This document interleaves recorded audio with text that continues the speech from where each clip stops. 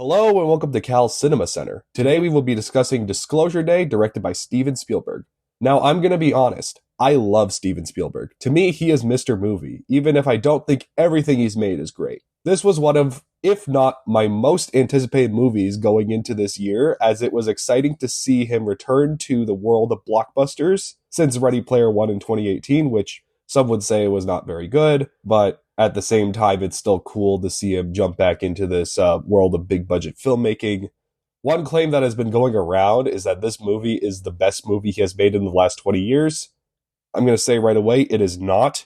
That would be The Fabelmans. The Fabelmans is a very special movie that outright recontextualizes nearly every movie Spielberg has made. This movie does not get close to that, and I don't think it's trying to. With that said, I think Spielberg mostly delivers the goods here, although it is closer to B tier for him than what some might be expecting.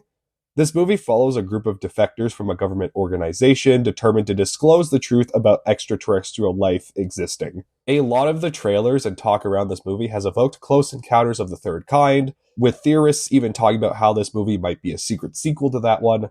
Having seen the movie, the secret sequel talk is false, and it is also way closer to something like Minority Report.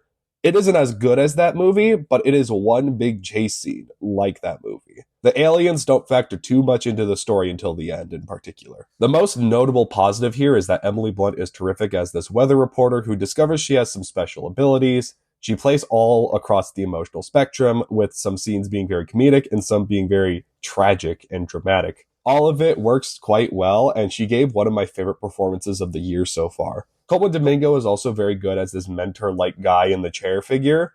I was shitting on him earlier in my Michael review, if you guys remember, but now I can tell you how great he can be when used well.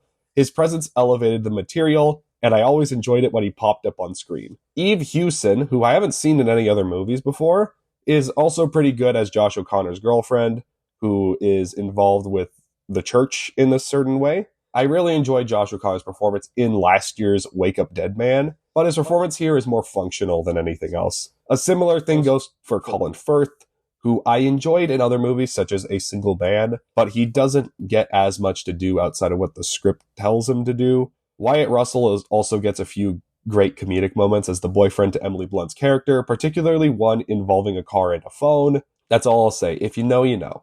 As a whole, I thought this ensemble was functional at worst and great at best. One thing I also appreciate is that Steven Spielberg hasn't lost much of his skill directorially. The third act is definitely the highlight directorially and in general, as it is a deeply moving sequence featuring an immense amount of wonder and payoff, but I do think the whole thing is very well put together. There are so many cool camera tricks and beautiful images here to the point where I started to lose track of them all. Two particular touches I enjoyed on a cinematography level from early on, since I don't like doing spoilers, involve the way the streetlights are reflected on Josh O'Connor's car window as he's driving, as well as a frantic wonder when Emily Blunt first arrives at her news station. The car chases, of which there are many, also prove to be pretty engaging. One involving a train in particular was a clear highlight, even if that sequence is caused by some weird events that are a little contrived. John Williams reunites with Steven Spielberg once again, and he delivers another effective score. This score is different from what he usually does, as it is more subdued and doesn't have the loud, soaring melodies of some of his most iconic scores, but it still elevated a lot of the movie. I found the movie to be pretty well paced as a whole. It is way more patient and talky than the average modern blockbuster, and it may not be the alien-filled sci-fi adventure that audiences might have expected, but I was mostly captured by it. I don't think every scene had me locked in, but lots of it had me quite engaged with what it was going for. The question that the movie wants to leave with the audience seems to be, how would the world react if they all learned that aliens were real? The movie takes a much more hopeful stance than I think most would, which is refreshing if a bit too optimistic. It asks further questions about how this would connect to religion and what religion's place in human civilization is. It takes the stance that empathy is humanity's biggest strength and that we are doomed without it, which isn't a big revolutionary perspective, but I think this movie makes its case pretty well. This leads into what is easily my biggest problem with it, being the screenplay. Every other element here, from the acting to the directing to the score, is elevating a script that could have used some more times in the writer's room. Or perhaps less time, as this is apparently the 42nd draft of the script. There's plot conveniences up the wazoo, and if you're someone who likes pulling a cinema sins by pointing out all the plot holes in a movie, you may have a field day here. There's a device that seemingly just does whatever the plot feels like it should do at any given moment. It doesn't really explain what the device is. It just kind of feels like this is the alien plot device. A lot of the characters, such as Josh O'Connor's character and Colin Firth's character, as mentioned earlier, feel ill-defined, which makes it harder to get into their scenes as a viewer. They feel more like vessels to the plot than they do characters, and the same goes for the characters that had more to play acting-wise. I do also wish this movie went a bit deeper thematically. What works about the screenplay thematically is almost a microcosm on the screenplay itself. It is functional, but it could have been a whole lot better. I feel that if this script had received that magical rewrite that I wish it had, it would easily be a top contender for my favorite movie of the year so far. But in its current state, the screenplay does leave a good amount to be desired and prevents what is ultimately a good movie from becoming a great one due to its various shortcomings.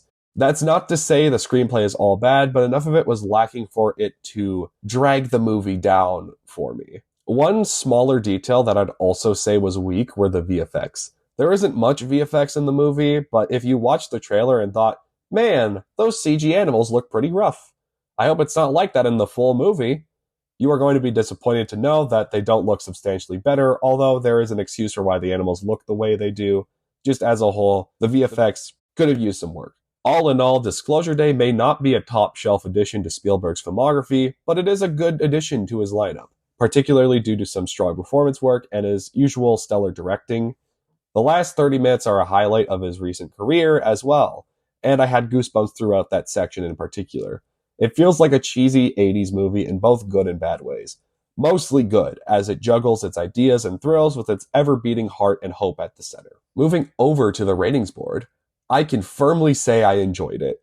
I am far from loving it thanks to the awkward and thin screenplay, but there is a lot here to admire as someone who admires Spielberg as a director and his movies in general. I've already seen a lot of divisiveness regarding this movie, and I am definitely on the pro-Disclosure Day team, even though I think it is far from perfect, and I do understand where the detractors are coming from. What did you think of Disclosure Day? Did you love it or hate it? Were you somewhere in between? Let me know all that in the comment section below. Also, if you enjoyed this review, be sure to like and subscribe, as it would help out the channel. I'll see you next time.